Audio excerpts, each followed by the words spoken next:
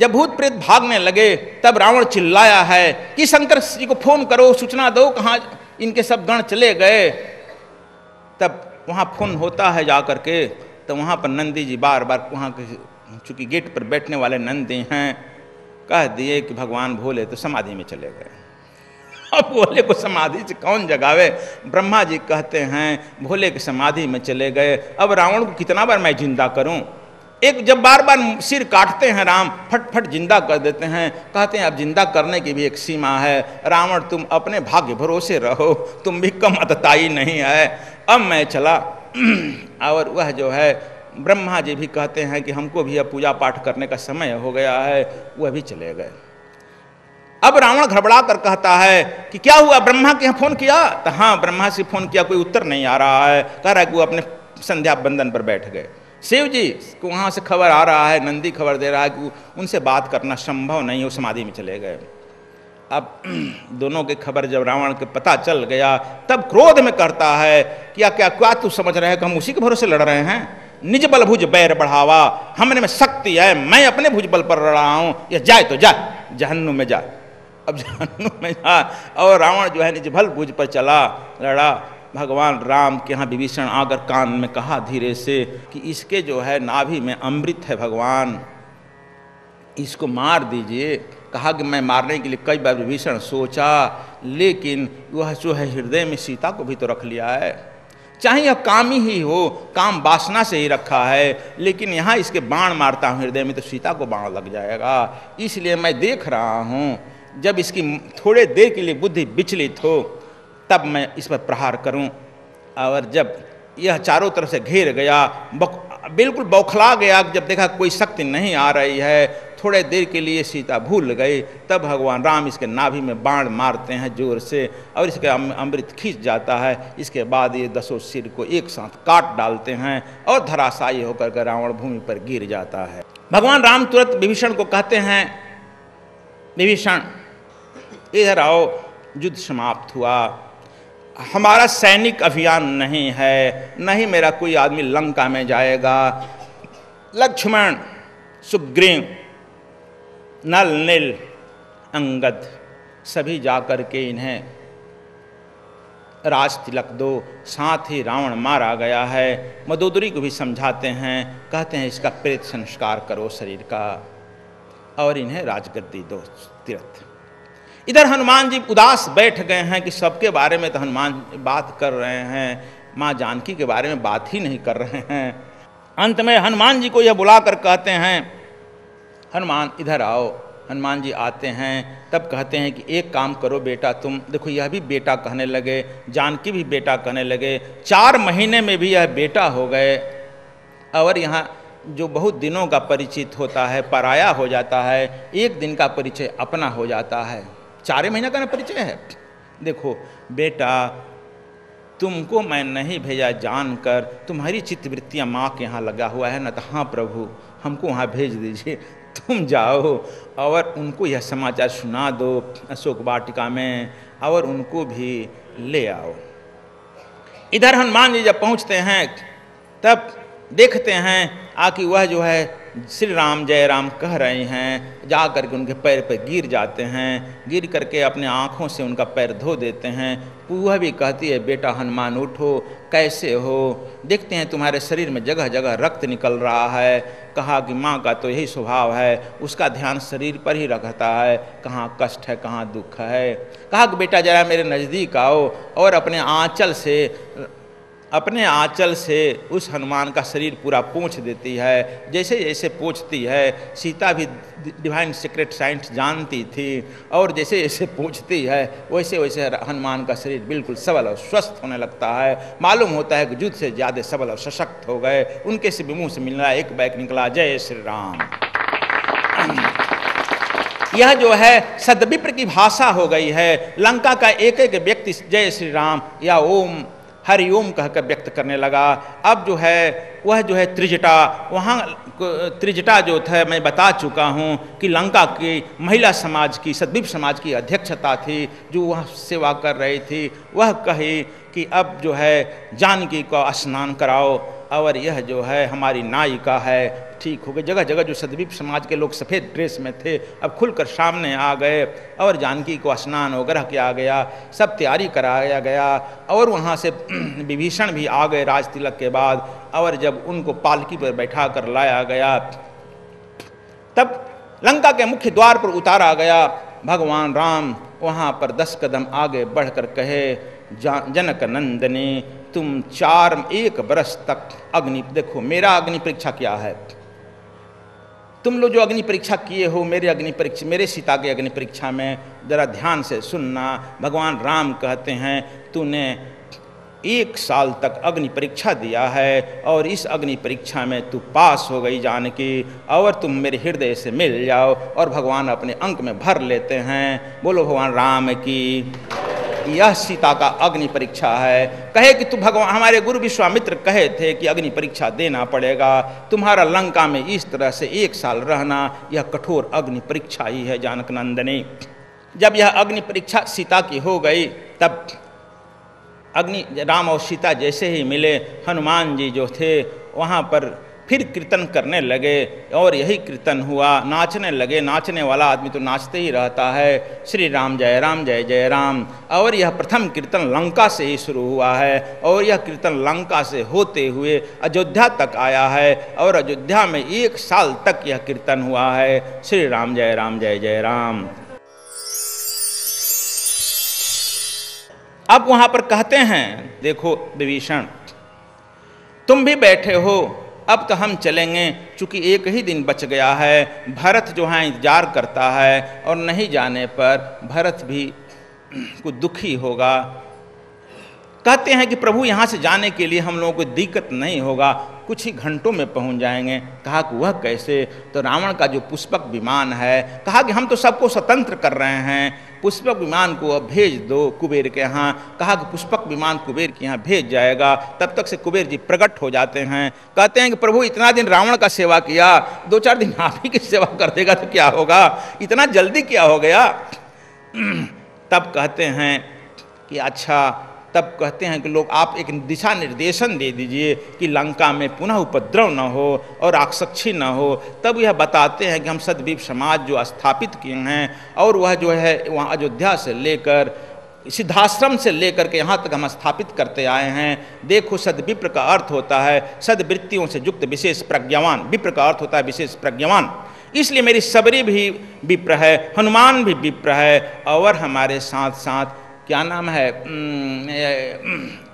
निखाद राज भी हमारे यहाँ सदविप्र है। इसलिए यहाँ पर विभीषण सदविप्र समाज की स्थापना करो। और तुम तो पहले ही से नक्षत्र हो, तुमको ट्रेनिंग नहीं दिया गया है, सदविप्र समाज की इकाइयाँ यहाँ पहले से ही कार्यरत है। देखो इसका मुख्य कारण होगा कि प्रत्येक आदमी को गुरु कृपा के अंदर रहना पड़ेगा, गुरु का निर्देशन हर समय निर्देशित करना पड़ेगा, ध्यान धारणा से गुजरना पड़ेगा, समाधि से गुजरना पड़ेगा। जब तक तू समाधि से नहीं गुजरता है, समाधि से नहीं निकलता है, तब तक तू सेवा नहीं करेगा। तुम तपस्वी बनेगा, किसी देवता और देवी को सिद्ध करेगा, तुम्हारी वासनाएं ज्यों को त्यों रहेगी, तुम्हारा काम क्रोध मद मोह लोभ ज्यों का त्यों रहेगा। देवता, इसीलिए तुलसीदास भी इशारा किए हैं, यहाँ इशारा क्या किए हैं तुलसीदास जी, इंद्रिय द्वार झरोखा नाना, तह तह सुर कर बैठे थाना।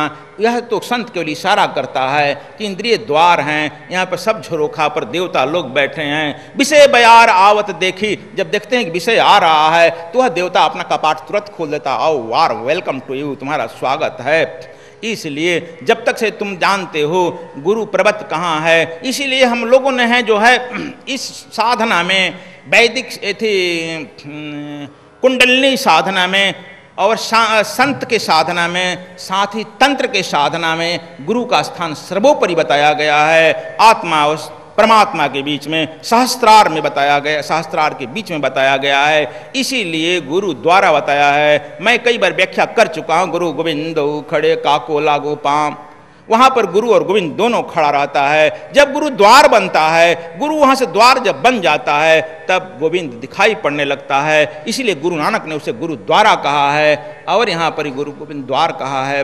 तब तुम लोग मिलते हो। भगवान राम भी वर्णन करते हैं विभीषण, यह मेरा अंतिम संदेश है, सुन लो। जब यहाँ पर किसी भी अबला पर या किसी भी व्यक्ति पर शारीरिक कष्ट होगा, तुम शरीर से सेवा करेगा और किसी सफाई भी करना, इसलिए हम आप लोग सफाई में भी लगाते हैं। तुम मल मूत्र का सफाई, किसी रोगी का सफाई करना होगा, तुम ही सफाई करेगा और यह जो है शुद्रोचित सेवा कहलाएगा। जब किसी गरीब आदमी को मदद करना होगा, तुम 4 रोटी खाते हो, 10 रोटी खाते हो, 5 खाओ, 5 उसके लिए परित्याग करो। यह नहीं करो कि हमको सरप्लस होगा देंगे, तुमको कभी सरप्लस होने ही नहीं जा रहा है। जब तक से तू त्याग करेगा नहीं, तुमसे अधिक होगा नहीं। यदि तुम 4 खाते हो, 2 खाओ, 2 उनके लिए छोड़ दो जिनको अन्न नहीं मिलता है। और इस तरह से जब वह धन दान देगा, तब यह हो जाए वैश्योचित सेवा। और जब इस तरह से अतताई और अत्याचारी आ जाते हैं, तब तुम खड़े हो जाओ अपने तलवार लेकर के, धनुष लेकर के, मेरे तरह से कूद पड़ो धधकती हुई आग में, तब यह होता है क्षत्रियोचित सेवा। और जब ज्ञान की बात हुआ, तो ज्ञान इस तरह से दो कि वैदिक ब्राह्मण, संस्कृत पढ़ने वाले ब्राह्मण भी तुमसे पीछे हट जाएं, क्योंकि उनका एक तरफ विकास है, चारों तरफा नहीं। इसलिए जब तुम उस तरह की जब ज्ञान देगा, कर्म करते हुए तुम ज्ञान में जब डूबेगा, समाधि में से निकल कर तुम ज्ञान देगा, तब यह कहा जाएगा कि बिन पढ़े पंडित बके पुराना, बिना पढ़े ही बिना देखे ही अब तुम पंडित यानी विज्ञान हो गया, पुराण की बात कह रहा है। तब तुम इस समय, तब तुम जो बात ज्ञान की बात करेगा, तुम ब्राह्मण हुआ। 4 in 1, चारों गुण जब तुम में एक मिल जाएगा, तब तुम सद्विप्र होगा। यह सद्विप्र की व्यवस्था तुम लोग समझ लो।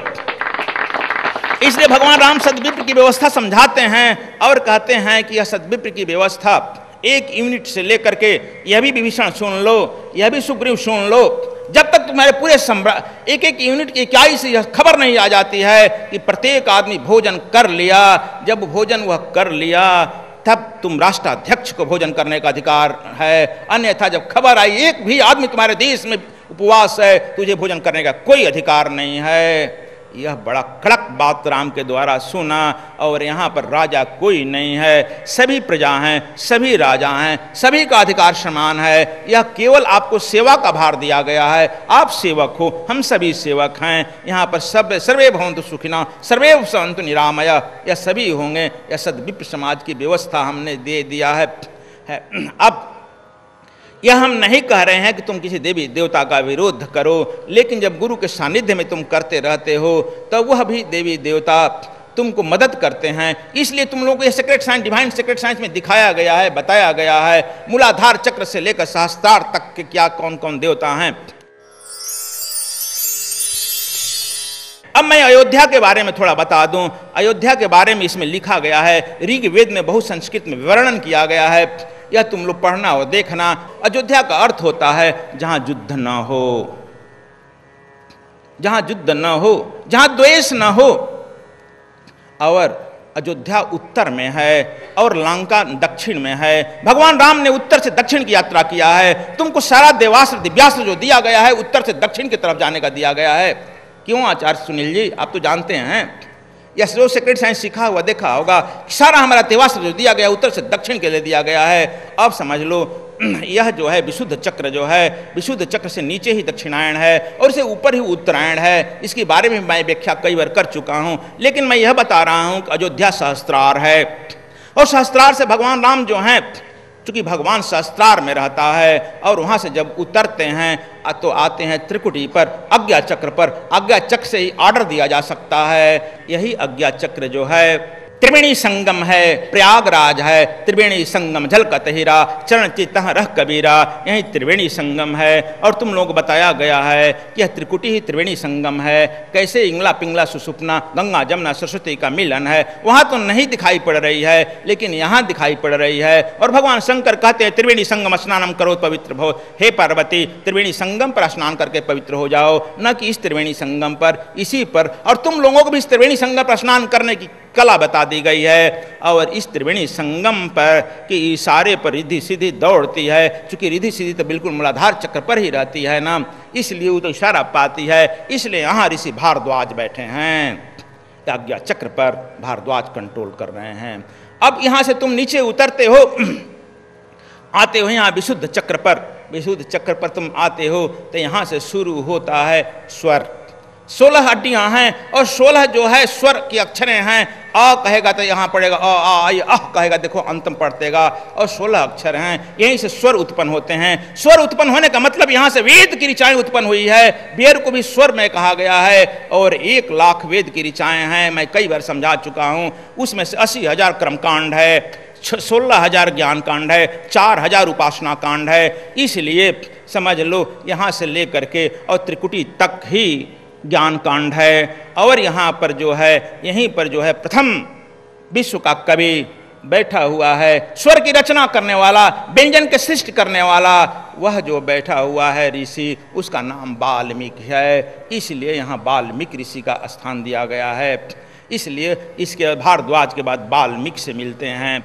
इसके बाद तुम यहाँ से अनाहत चक्र पर आ जाओ। अनाहत चक्र पर जब आते हैं तो यहाँ पर चित्रकूट में बैठते हैं, और चित्रकूट के पर्वत पर जब गदमादन पर्वत पर बैठते हैं तो वहाँ पर जो हैं इनको मिलते हैं अत्रि ऋषि।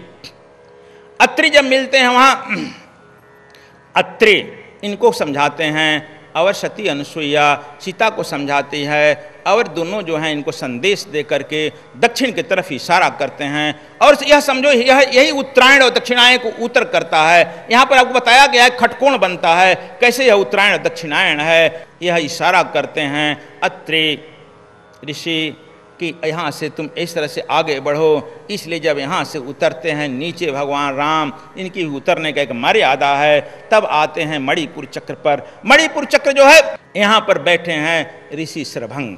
सरभंग से मिलते हैं और देखते हैं मणिपुर चक्र पर अग्नि जलता है, रम बीज मंत्र है, यहाँ अग्नि जलता है। जब तुम्हें अनपच हो जाए, जब तुम्हें क्या नाम है शुगर और डायबिटीज का और शुगर का, साथ ही हमने अभी नया डिवाइन सीक्रेट साइंस में इसका दिया है, बहुत अच्छा, आप लोग उसको फिर से पढ़ो, क्लास लो, नई किताब मंगा लो, तो उसमें हमने दिया है। लेकिन संक्षेप में बता देता हूँ, जब इस अग्नि को प्रज्वलित करेगा, और उसको पैंक्रियाज को अग्नाशय भी कहते हैं, अग्नाशय, और अब उसका रंग कैसा है, जब अग्नि जलती है तो पीला और लाल होने लगता है, उसी तरह से पैंक्रियाज का भी कलर है। और जब उसको ब्लो करेगा, फ्लो करेगा, जब वह जलने लगेगा, धधकने लगेगा, तब तुम में इतनी शक्ति आ जाएगी कि वहाँ सूर्य का भी, अग्नि सूर्य का प्रतीक भी है। जब सूर्य तुम में समर्थ हो जाएगा तो तुम्हारी भाग्य रेखाएं बदल देगा। सूर्य से ही भाग्य रेखा बदलता है, सूर्य पराक्रमी होता है, ग्राधीश हो जाए। जब वह सूर्य बदल जाता है, और भगवान राम सूर्यवंशी हैं, यहाँ विष्णु का भी स्थान है, इसलिए यहाँ पर पहुँचे और सरभंग ऋषि के यहाँ, तब यहाँ पर देख रहे हो कि अपने धू धू कर आग जलने लगी है, और सरभंग स्वयं उसमें जल गया है अग्नि में। यहाँ यानी अग्नि का प्रतीक है, तुम समझ गए हो अपने जेन के अंदर। इसलिए जब तुम्हारी अग्नि धू धू कर जलने लगेगी, तुम्हारी सारी वासनाएं जल जाएगी, और तुम जैसे ही वह अग्नि जलेगी, तेज होगा, अपने जला कर देखो, तुम्हारा भाग्य भी खुल जाएगा। सूर्य को ग्रहाधिपति भी कहा गया है। जब ग्रहाधिपति तुम्हारे पक्ष में हो जाएगा, तब शनि, राहु, मंगल, केतु सब शांत हो जाएंगे। साथ ही तुम्हारे दैविक भौतिक तापों का नियंत्रण हो जाएगा। एक सूर्य के कंट्रोल होते ही, एक जो है मणिपुर चक्र के कंट्रोल होते ही। इसलिए वहाँ पर जब सरभंग के यहाँ पहुँचे हैं, सरभंग स्वयं जो कहते हैं तुम तो सूर्य हो, आ ही गया, अब मैं जो है उस अग्नि प्रज्वलित करके उसमें हो करके जलने लगे हैं। इसलिए समझो कि वह मणिपुर केंद्र का है।